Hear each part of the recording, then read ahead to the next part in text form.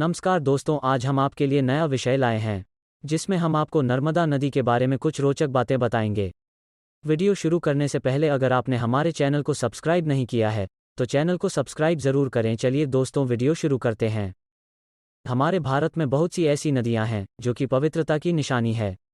प्रत्येक नदी की पवित्रता को लेकर उसके पीछे का कोई ना कोई विशेष इतिहास एवं कहानी रही है। भारत में ऐसी मान्यताएं भी है कि पवित्र नदियों में स्नान करके व्यक्तियों के रोग, कष्ट, दुख एवं पाप कट जाते हैं। आज हम आप सभी लोगों को अपने इस लेख के माध्यम से ऐसे ही एक पवित्र नदी के विषय में बताने वाले हैं जिसके मात्र दर्शन से ही मानव के सभी पाप भूल जाते हैं। हमारे इतना कहने के बाद तो आप सभी लोग समझ गए होंगे कि हम भारत की किस नदी के विषय में बात कर रहे हैं। जी हाँ, सभी लोगों ने बिल्कुल सही समझा। हम बात कर रहे हैं नर्मदा नदी के विषय में। आज आप सभी लोगों को हमारे द्वारा लिखे गए हैं इस महत्वपूर्ण लेख के माध्यम से जानने को मिलेगा कि माता नर्मदा कौन है, माता नर्मदा के पीछे का इतिहास, माता नर्मदा की उत्पत्ति के पीछे की प्रचलित कहानियां इत्यादि। यदि आप सभी लोग माता नर्मदा के विषय में संपूर्ण जानकारी प्राप्त करना चाहते हैं और इनके उत्पत्ति के पीछे की कहानियों के विषय में जानना चाहते हैं तो कृपया आप हमारे इस लेख नर्मदा नदी का इतिहास और कहानी को अंत तक अवश्य पढ़ें। माता नर्मदा कौन है? नर्मदा नदी भारत के मध्य भाग में पूर्व की दिशा से पश्चिम की तरफ बहने वाली मध्य प्रदेश और गुजरात की प्रमुख नदी के रूप में जानी जाती है। नर्मदा नदी की पूजा भी भारत की प्रसिद्ध नदी गंगा की तरह ही किया जाता है, बल्कि भारत में गंगा से भी पवित्र नदी के रूप में नर्मदा नदी को माना जाता है। कहा जाता है कि माता गंगा में स्नान करने से व्यक्तियों के रोग कष्ट दूर हो जाते हैं, परंतु माता नर्मदा के सिर्फ दर्शन मात्र से व्यक्ति के आधे कष्ट दूर हो जाते हैं। नर्मदा नदी की उत्पत्ति अमरकंटक के शिखर से हुई है। माता नर्मदा की उत्पत्ति के पीछे अनेकों प्रकार के कारण बताए जाते हैं। हम आप सभी लोगों को बता दें कि माता नर्मदा के उद्गम स्थल से लेकर समुद्र संगम के मध्य लगभग 10 करोड़ से भी अधिक तीर्थ स्थल बने हुए हैं। नर्मदा नदी को भारत की सबसे पौराणिक नदी कहा जाता है। ऐसा कहा जाता है कि नर्मदा नदी के हर कण कण में भगवान शिव निवास करते हैं। भारत की प्रसिद्ध एवं पवित्र नदी गंगा में स्नान करने से व्यक्तियों के पाप धुल जाते हैं और पुण्य की प्राप्ति होती है, परंतु नर्मदा नदी के सिर्फ दर्शन मात्र से ही लोगों के कष्ट दूर हो जाते हैं। भारत में नर्मदा नदी को माता का दर्जा दिया जाता है। नर्मदा नदी को भारत में अन्य नदियों की तुलना में सर्वोपरि रखा गया है। ऐसा भी कहा जाता है कि माता नर्मदा नदी में किसी भी व्यक्ति स्नान मात्र से ही व्यक्तियों के रोग, कष्ट, दुख, दर्द सब मिट जाते हैं। पौराणिक मान्यताओं के अनुसार और पुराणों में माता नर्मदा के विषय में कई बातें कही गई हैं, जैसे कि जो लोग माता नर्मदा की श्रद्धा के साथ भक्ति करते हैं और उनका नित्य रूप से स्मरण करते हैं तो उन्हें कभी भी सांप नहीं काटता। कैसे पड़ा नदी का नाम देवी नर्मदा? एक बार भगवान शिव अमरकंटक के सरोवर के पास में ही बैठकर तपस्या कर रहे थे, तो उनके पसीने से एक नदी का निर्माण हुआ। यह नदी भगवान शिव को ठंडक प्रदान करती थी। जब भगवान शिव अपनी तपस्या से उठे तो माता नर्मदा ने उन्हें अपने चमत्कारी लीलाओं को बताया और भगवान शिव एवं पार्वती माता सुनकर अचंभित रह गए। माता नर्मदा ने उन्हें यह बात बताई तो भगवान शिव का मन बहुत ही ज्यादा हर्षित हुआ और भगवान शिव ने कहा कि देवी, आपने हमारे हृदय को काफी हर्षित किया है और आपसे आपका नाम नर्मदा होगा। उसी समय से अमरकंटक से निकली इस नदी का नाम नर्मदा पड़ा। नर्मदा शब्द का अर्थ होता है सुख देने वाली। नर्मदा शब्द दो शब्दों से मिलकर बना है, पहला नर्म और दूसरा दा। नर्म का अर्थ होता है सुख और दा का अर्थ होता है देने वाली। माता नर्मदा की उत्पत्ति के पीछे का इतिहास। नर्मदा नदी की उत्पत्ति के पीछे अनेकों प्रकार की कहानियां बताई जाती है जिनके विषय में हम सभी लोग नीचे जानेंगे। आइए नर्मदा नदी की उत्पत्ति के पीछे के इतिहास को जानते हैं।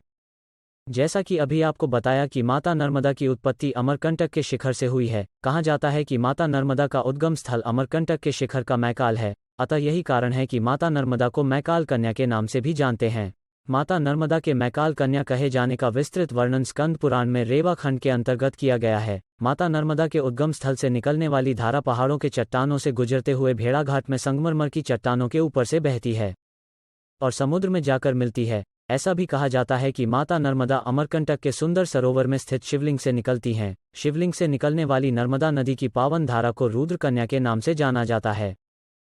एक छोटे से सरोवर से निकलने वाली माता नर्मदा आगे चलकर बड़ा ही विशाल रूप धारण कर लेती हैं। माता नर्मदा उतनी ही ज्यादा पवित्र है जितनी कि माता गंगा, और कहीं कहीं अर्थात कई पुराणों में ऐसा भी कहा गया है कि माता गंगा से भी पवित्र नदी माता नर्मदा है।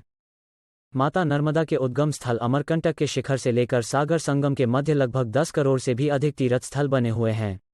इस पवित्र नदी के तट पर स्थित अनेकों ऐसे तीर्थ स्थल हैं जो कि अपने आप में विशेष महत्व रखते हैं।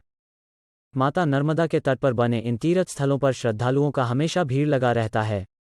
माता नर्मदा के तट पर बने तीर्थ स्थलों में कुछ प्रमुख तीर्थ स्थल हैं, जैसे कि कपिलधारा, दूधधारा, मांधाता, शूलपाड़ी, शुक्लतीर्थ, भेड़ाघाट, भादौंच इत्यादि।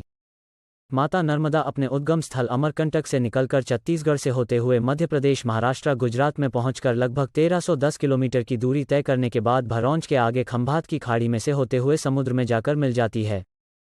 भारतीय परंपराओं एवं प्राचीन मान्यताओं के अनुसार माता नर्मदा की परिक्रमा करने का विशेष प्रावधान है।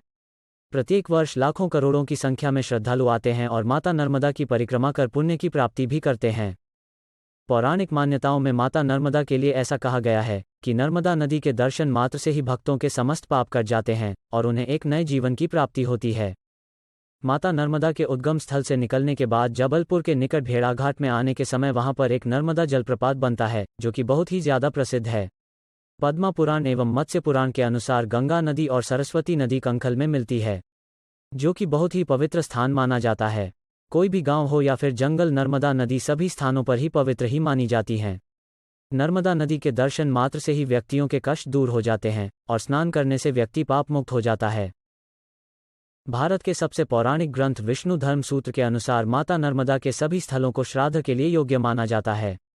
माता नर्मदा की उत्पत्ति भगवान शिव के शिवलिंग से हुई है, अतः अमरकंटक से उद्गम हुई माता नर्मदा की पवित्र स्थल को महेश्वर और उनकी पत्नी का निवास स्थान भी कहा जाता है।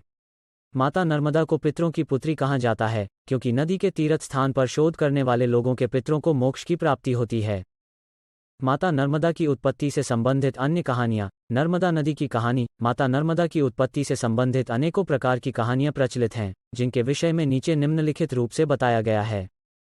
तो आइए जानते हैं माता नर्मदा की उत्पत्ति से संबंधित कुछ विशेष कहानियों के विषय में। माता नर्मदा ने क्यों लिया कुंवारी रहने का कसम? जैसा कि मैंने आप सभी लोगों को बताया कि देवी नर्मदा राजा मेखल की पुत्री थी। एक बार राजा मेखल ने देवी नर्मदा का विवाह सोनभद्र से तय किया। माता नर्मदा की काफ़ी इच्छा थी कि वह एक बार राजकुमार को देख ले। इसके लिए उन्होंने अपनी सहेलियों को जुटाया और अपने सखी जुहिया के माध्यम से राजकुमार के पास अपने संदेश को पहुंचाया। बहुत समय व्यतीत हो गया, परंतु राजकुमारी की सखी जुहिया वापस नहीं लौटी। अतः राजकुमारी को अपनी सखी जुहिया की काफ़ी चिंता होने लगी और वो जुहिया की खोज में निकल पड़ी। राजकुमारी अपनी सखी की खोज में सोनभद्र तक पहुंची और वहां उन्होंने जुहिया को सोनभद्र के साथ देखा।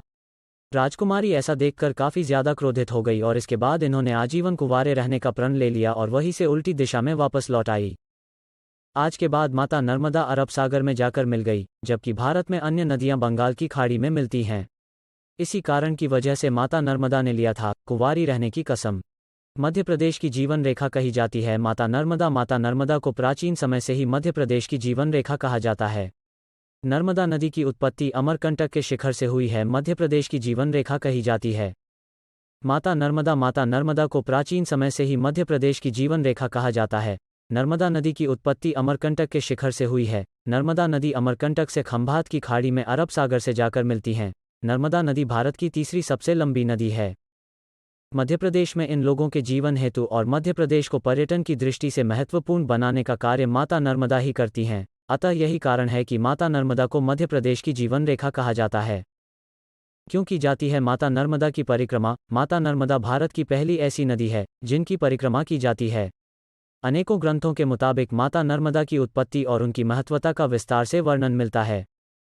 अनेक कथाओं के अनुसार माता नर्मदा के दर्शन मात्र से ही मनुष्यों के पाप मिट जाते हैं। और इतना ही नहीं, माता नर्मदा भारत पहली ऐसी नदी है जिनकी परिक्रमा की जाती है। ऐसा कहा जाता है कि जो भी व्यक्ति माता नर्मदा की परिक्रमा कर लेता है, उस व्यक्ति के सभी दुख दर्द मिट जाते हैं और मृत्यु के बाद उस व्यक्ति को सीधा स्वर्ग मिलता है, अर्थात मोक्ष की प्राप्ति होती है।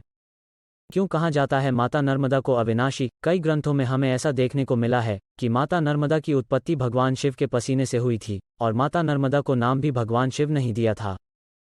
इसके बाद ऐसा भी कहा जाता है कि माता नर्मदा ने कई हजारों वर्षों तक भगवान शिव की तपस्या की और भगवान शिव माता नर्मदा से प्रसन्न होकर उन्हें दर्शन भी दिए। भगवान शिव के द्वारा माता नर्मदा को बहुत से वरदान दिए गए हैं। माता नर्मदा को अविनाशी होने का भी वरदान प्राप्त है, अर्थात किसी भी प्रलय में माता नर्मदा अविनाशी हैं। संपूर्ण विश्व में एकमात्र ऐसी नदी है जो कि अविनाशी हैं। नर्मदा में पाए जाने वाले पाषाणों के शिवलिंग होने का भी वरदान मिला है। यही कारण है कि माता नर्मदा में पाए जाने वाले शिवलिंग को बिना प्राण प्रतिष्ठा के ही पूजा जा सकता है। इसके अलावा माता नर्मदा ने अपने तट पर भगवान शिव और पार्वती के साथ ही सभी देवताओं के वास करने का भी वरदान प्राप्त किया है। नर्मदा नदी किन किन राज्यों से होकर गुजरती है? नर्मदा नदी गुजरात और मध्य प्रदेश में बहने वाली प्रमुख नदी है। नर्मदा का दूसरा नाम क्या है? नर्मदा नदी को रेवा नाम से भी जाना जाता है। नर्मदा नदी कहाँ से निकलती है? अमरकंटक। हम आप सभी लोगों से उम्मीद करते हैं कि आप सभी लोगों को हमारे द्वारा लिखा गया यह महत्वपूर्ण लेख अवश्य ही पसंद आया होगा। यदि आपको हमारे द्वारा लिखे गए लेख से थोड़ी भी जानकारी मिली हो और आपको अच्छा लगा हो तो कृपया इसे अवश्य शेयर करें, और यदि आपके मन में इस लेख को लेकर कोई भी सवाल सुझाव है तो कमेंट बॉक्स में अवश्य बताएं। Thanks for watching my video. Like and share and subscribe my channel AJ Quotes.